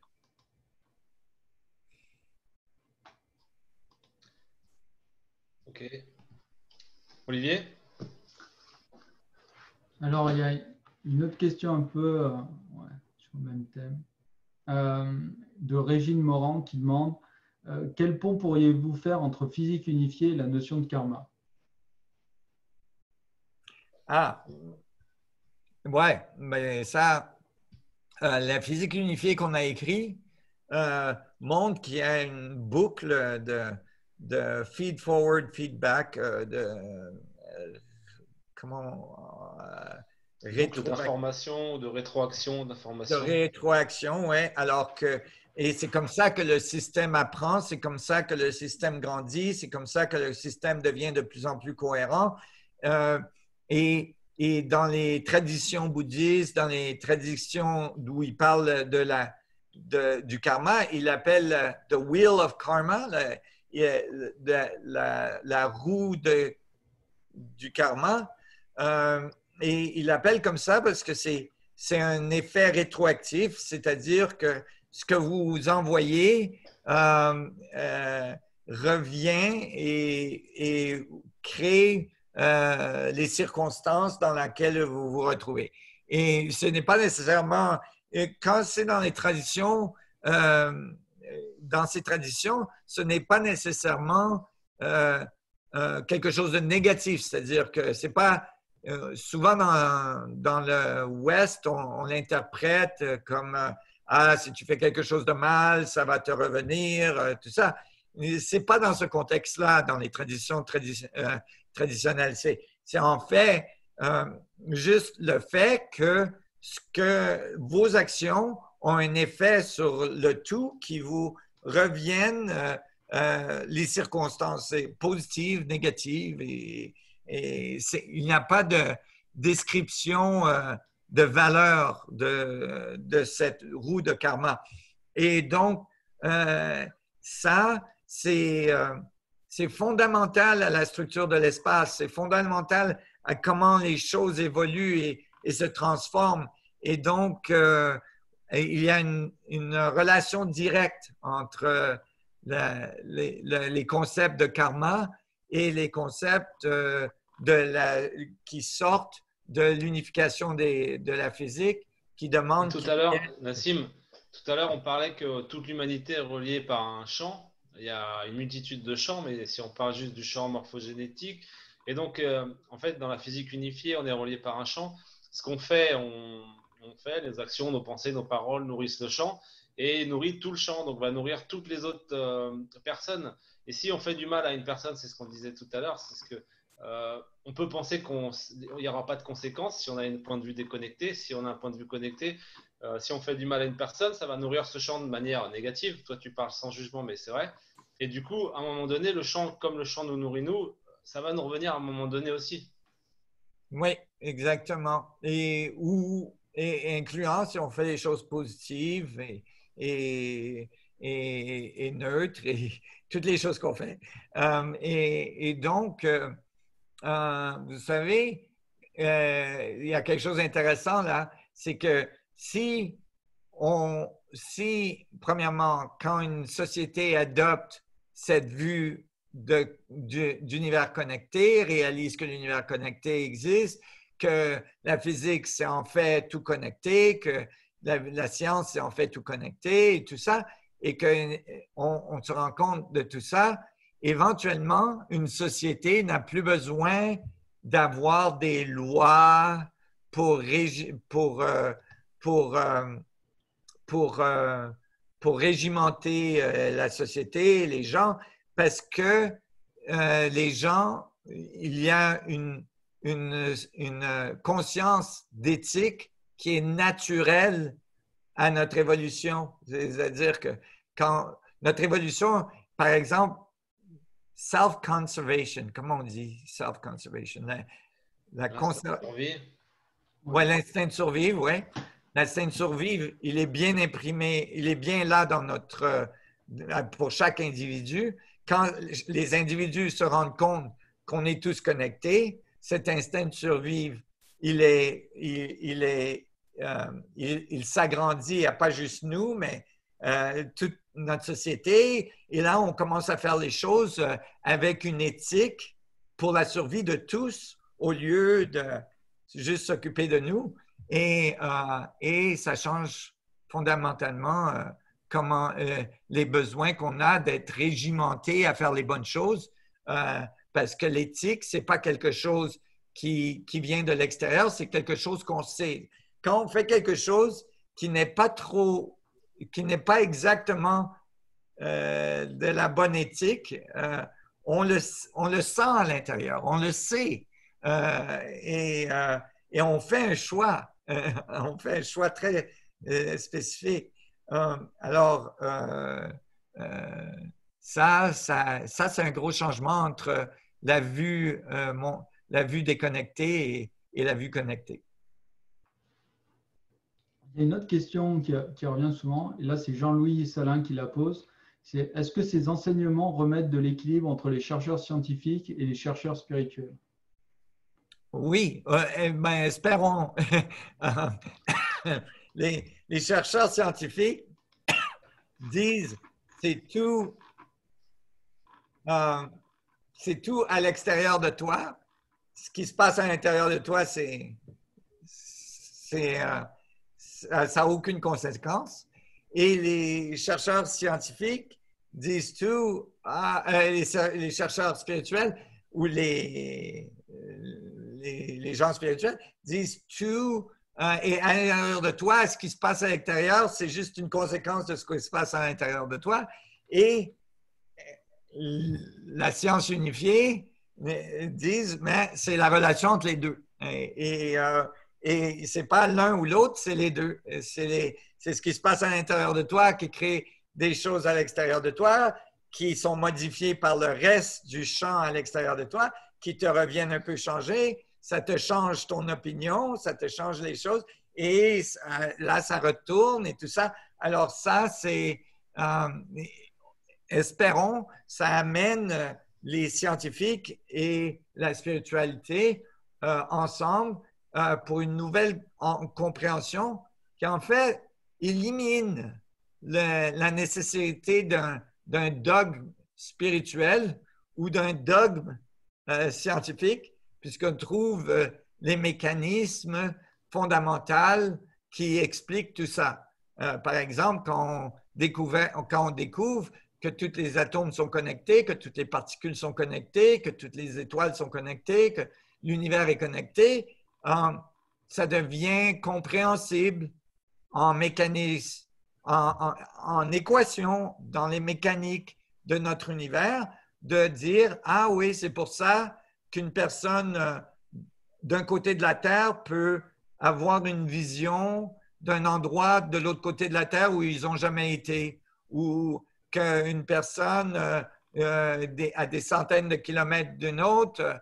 pense à cette personne et la personne pense à cette personne en même temps et téléphone en même temps, ou des choses comme ça, des choses qu'on considère spirituelles comme le healing ou la guérison, je veux dire, et des trucs comme ça, ça commence à pouvoir être expliqué de façon parce qu'on comprend les mécaniques à la base de tout ça. Et là, donc, on élimine les dogmes et ça devient quelque chose, une compréhension de la fondation de l'univers sans avoir besoin à se référer à une église, à un prêtre, toutes les choses qui peuvent être dogmatiques. On peut toujours apprendre des prêtres ou des églises ou des gourous, ou des trucs comme ça c'est sûr, mais on sort du dogme et là, on a quelque chose de fondamental qui inclut la physique et qui inclut la spiritualité. Qui en fait la spiritualité, qui est la physique qu'on n'avait pas compris. Parce qu'on n'avait pas la bonne physique. Olivier? Il y a plein de questions. Oui, moi aussi, je regarde. Il y a beaucoup de questions. Alors, si on peut faire... Ouais. Vas-y, Olivier. Alors, si on fait un peu plus de physique, il y a des personnes qui demandent quelle est la... Alors, c'est Gulvan Bazir qui demande qu'est-ce que la température de l'univers? Ah, je ne suis pas sûr qu'est-ce qu'il veut dire par cette question. La température de l'univers, on la mesure. Ça s'appelle le background radiation ou CMB. En français, c'est quoi CMB, Olivier? C'est la température du fond cosmique. Ah ouais, OK. On la mesure. Ici, il demande en physique standard, c'est pas expliqué très bien pourquoi il y a cette température. En physique standard, il l'explique comme la température résiduelle du Big Bang. Ouais. L'univers s'est refroidi jusqu'à cette température depuis le Big Bang. Oui. Mais puisque ce que je voulais dire par ce n'est pas bien expliqué, c'est que puisqu'il n'explique pas d'où vient le Big Bang, ça ne te dit pas grand-chose. Tu pourrais dire, ah, c'est Dieu qui est, c'est Dieu qui a cette chaleur, c'est la chaleur de Dieu. Et tu aurais à peu près la même information. Parce que le Big Bang, ils disent que c'était toute la matière et tout l'espace-temps et tout ce qu'on voit dans l'univers était dans ce point de la grosseur d'un Planck qui a explosé. Ah, mais c'est très convenient parce que là, tu n'as pas besoin d'expliquer d'où c'est tout venu, mais ça ne te dit rien comment c'est arrivé là. Alors, tu as juste déplacé le problème du point 0 au point 13 milliards, 7 années plus tard. Et tu n'as pas expliqué d'où l'énergie est venue. Alors, dans la physique unifiée, cette température, elle vient du résultat de l'information transférée dans l'univers qui crée on pourrait penser à l'univers qui grandit. C'est comme la température du corps de l'univers. Notre température en degrés Fahrenheit, c'est à peu près 87 degrés Fahrenheit. C'est quoi en Celsius? 37 degrés le corps humain. 37, ouais. OK. Et donc, Et on peut penser à cette température, c'est comme la température du corps de l'univers. Et c'est le résultat, donc, de toute l'information qui interagit dans l'univers. Et on l'a calculé, d'ailleurs, avec Olivier, et de cette façon. Et ça nous a donné la bonne température. Ça nous a donné exactement la température qu'on devait avoir. Et ça nous donne, en fait, une explication thermique de la création de la matière dans l'univers. Parce qu'on peut démontrer de la même équation que, en fait, quand l'univers agrandit, et ça, nos équations nous disent la même chose, que l'univers, que c'est correct, l'univers agrandit, mais nous, dans notre cas, il n'y a pas eu un bang, c'est le résultat d'un proton qui s'est échappé d'un autre univers. Et quand il agrandit, le refroidissement thermal a été conservé en créant des protons dans la structure de l'espace. Et la matière, donc, c'est le résultat de cette expansion de notre univers. C'est comme l'univers qui apprend sur lui-même, qui a de plus en plus d'informations. Et ça donne la bonne réponse. Alors, il y a une bonne chance que ce soit le bon mécanisme. Il y avait une autre question sur la géométrie. Donc c'est Martine Battaglini qui la pose. Elle demande, est-ce que le son, la vibration, vient avant la structure géométrique?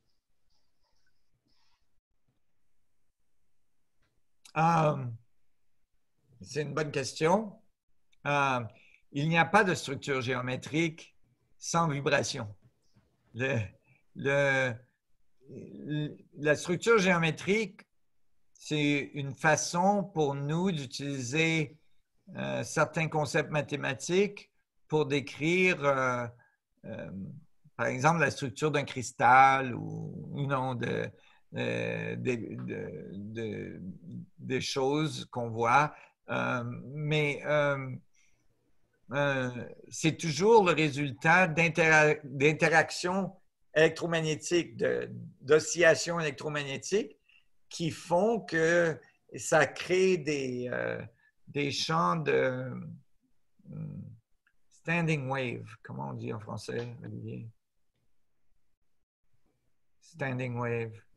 Des ondes stationnaires. Ondes stationnaires? Stationnaires.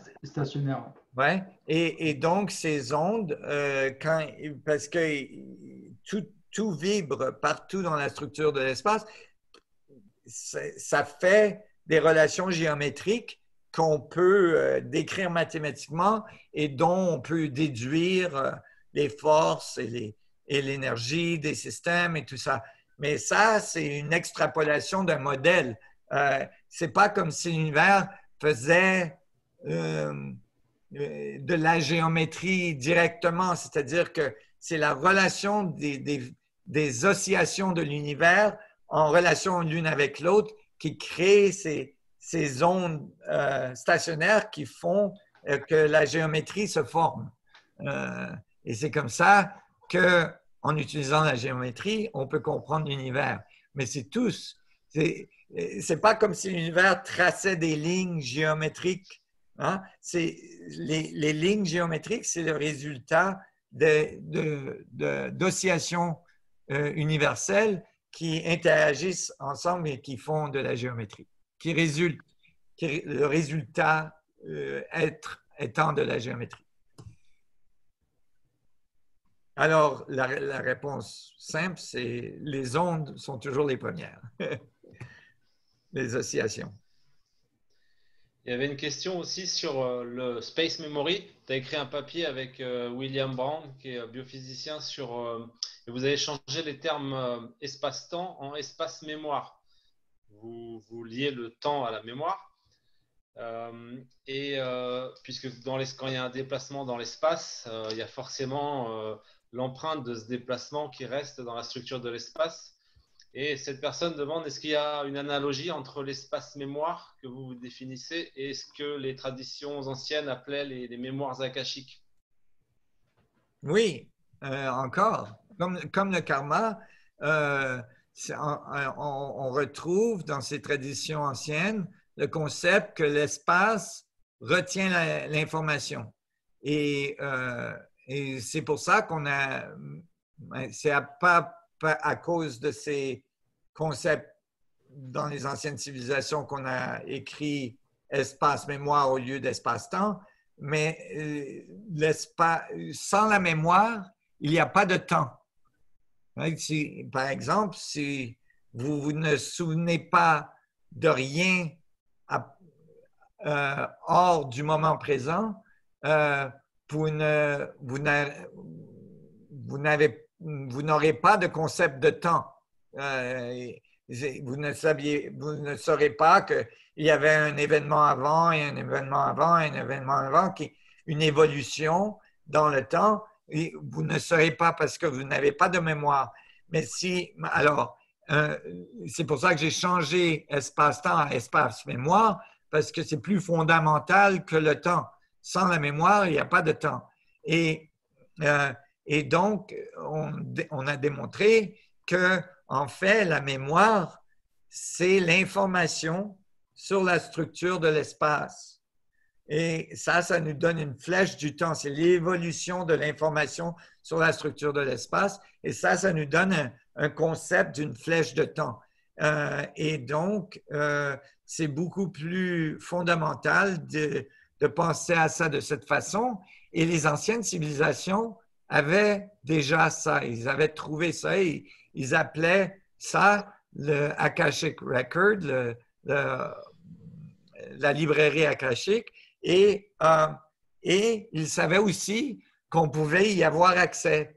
Et en fait, nos mémoires, la raison pourquoi on ne trouve pas les mémoires dans le cerveau, nos mémoires, ils ne sont pas dans notre cerveau, ils sont ces empreintes qu'on a laissées sur l'espace-temps et on accède à ces mémoires dans le champ akashique quand on se rappelle de quelque chose. En fait, on accède à cette information qui est laissée dans la structure de l'espace, dans l'espace mémoire au lieu de l'espace-temps.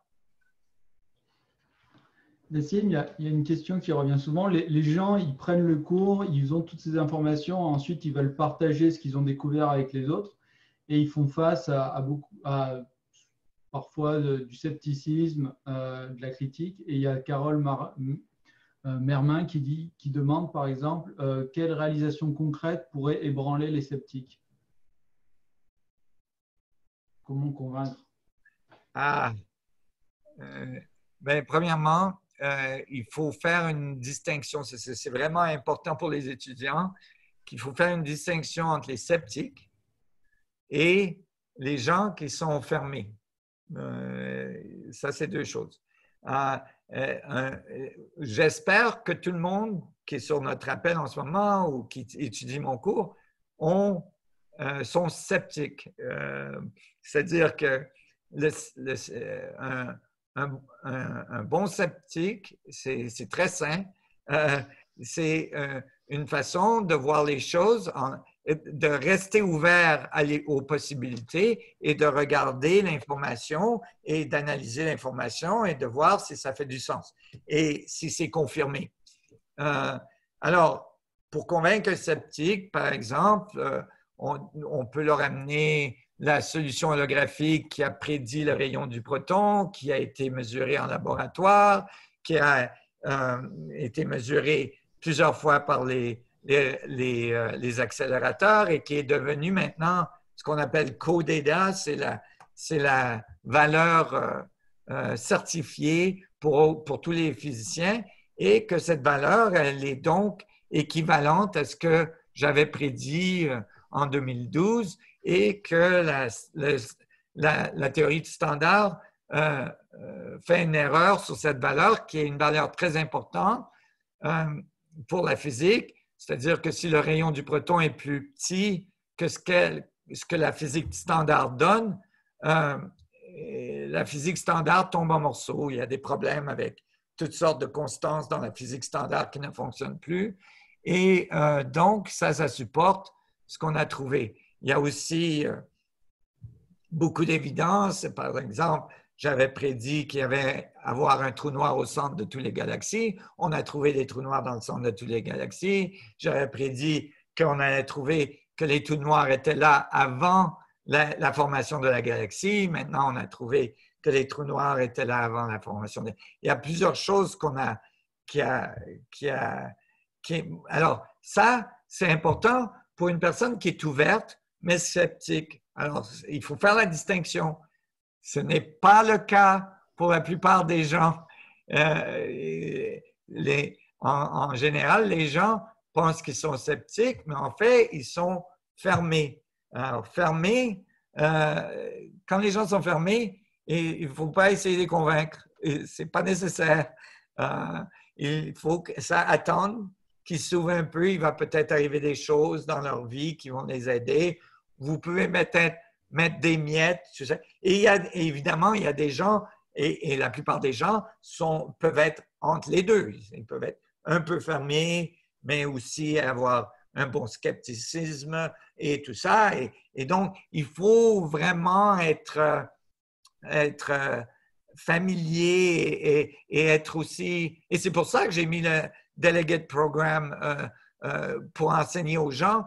C'est pour ça que je l'ai mis le programme de la science unifiée. C'est pour que les gens aient les références. Alors, vous avez toutes les références dans tous les modules. Vous pouvez aller voir les papiers de physique. Vous pouvez les sortir, vous les imprimer, vous leur donner. Mais il ne faut pas pousser les gens plus loin d'où ils veulent aller. Parce que là, vous allez juste vous faire envoyer des tomates et c'est pas marrant et ça devient des arguments, ça aide personne. Il faut être très patient et il faut pas se sentir attaqué, il faut rester calme. Par exemple, si vous dites, mais il peut y avoir des évidences d'extraterrestres et les gens ils vous disent, ah mais non, les extraterrestres, ça n'existe pas, c'est que les hippies, les gens qui prennent trop de drogue, qui croient aux extraterrestres et tout ça, ben là, vous pouvez leur amener, il y a apparemment au moins 40 milliards de planètes dans notre galaxie qui pourraient avoir la vie dessus. Vous pouvez amener les rapports militaires, les trucs qui les aident à considérer. Il y a de l'eau partout dans l'univers où on regarde. Vous pouvez sortir les papiers de ça. Il y a des aminoacides qui ont été trouvés qui volent partout dans l'univers. Vous pouvez leur amener ça. C'est vraiment important que vous ne vous sentiez pas attaqué, que vous laissez la personne, que vous ne soyez pas attaché, que la personne soit d'accord avec vous. C'est OK s'ils ne sont pas d'accord. It's OK. Je vous assure, ils vont y arriver. Ils vont y arriver. Il s'agit de rester calme, de ne pas être attaché et aussi de faire la différence entre où la personne est située et de ne pas le pousser plus loin que où ils veulent aller. On peut leur donner un peu d'informations et de voir jusqu'où on peut les amener. C'est vraiment… et d'ailleurs, quand on discute avec ces gens, ça nous permet aussi, nous, de comprendre des choses plus profondes, parce que quand ça nous force à vraiment comprendre de quoi on parle, ça nous force à vraiment faire la recherche et tout ça. Alors, c'est très positif, mais il faut rester positif. Ce qui peut être difficile. Surtout si c'est des gens de la famille. Moi, des fois, c'est même avec mes enfants. Parce que mes enfants, ils n'acceptent pas tout ce que je leur dis. Alors, il faut que j'aille faire de la recherche avec eux. Un de mes enfants est revenu de l'école un jour, il m'a dit, ben papa, de quoi tu racontes? Ils nous ont bien montré à l'école que les pyramides ont été construites par des esclaves, en fait des fermiers qui 100 000 fermiers qui tiraient sur les cordes et qui ont amené les pierres et tout ça. Et je dis, ah oui, ah bon, ah, ouais, mais peut-être, mais alors on fait un peu de mathématiques. J'ai assis mon enfant pendant une demi-journée. On a fait toute la recherche, on a fait toutes les maths pour essayer de comprendre comment ils auraient pu mettre 2 350 000 pierres ensemble parfaitement et tout ça. Après presque 6 heures de recherche, mon enfant a dit, ah ouais, mais...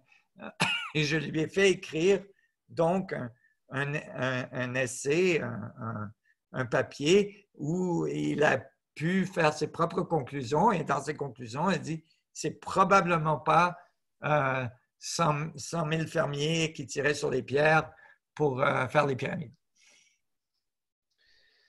Ok. Bon. Olivier, une dernière question ou on s'arrête là? Ah, ça fait déjà 2 heures. Nassim, Oui. Oui, il faut que j'y aille. Ouais. Oui. Il y a tellement de bonnes questions, c'est difficile d'arrêter. On pourrait y aller pendant 6-7 heures. Un de ces jours, on fait comme ça. On fait un 12 heures de séminaire, quelque chose dans le genre. Et encore, ce sera court, je pense, pour toi. Oui.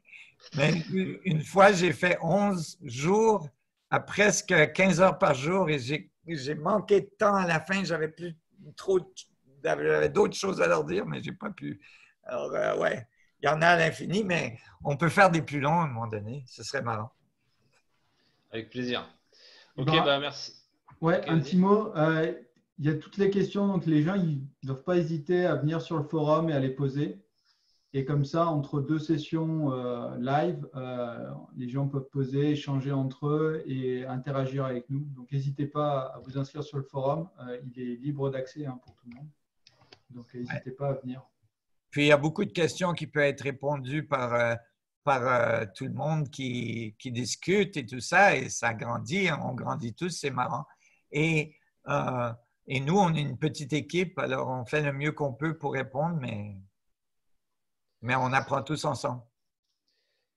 Ouais, et c'est pour ça qu'on essaye, on fait de notre mieux, mais c'est vrai que les espaces d'échange sur Internet, comme les groupes, les réseaux sociaux, on a notre page Facebook, Resonance Alliance Foundation-français, où là, il y a beaucoup de choses qui se passent. Il y a le forum sur le site Internet, fr.resonanceScience.org, c'est le site en français. Et après, il y a aussi, si vous voulez vous inscrire pour avoir accès à tous les webinaires en français. Tout à l'heure, il y a des gens qui demandaient est-ce que les webinaires sont en français? Oui, quand vous vous inscrivez en tant que membre contributeur, tous les webinaires sont en français. Je ne sais pas s'ils auront accès aussi aux webinaires en anglais. Oui, ils ont accès aux deux. Donc, vous avez accès à tous les webinaires anglais, français, et aux archives en plus. Donc, c'est des centaines d'heures. Si vous voulez tout regarder, ce sera presque aussi long qu'un séminaire de Nassim de 11 jours. Ça va être très grand. Et il y a beaucoup d'informations. Alors, on ne peut pas répondre à toutes les questions, mais dans tout ce contenu-là, vous allez trouver énormément de réponses à vos questions. Super. Voilà, et puis j'espère que le vide soit avec vous et on se revoit peut-être la semaine prochaine.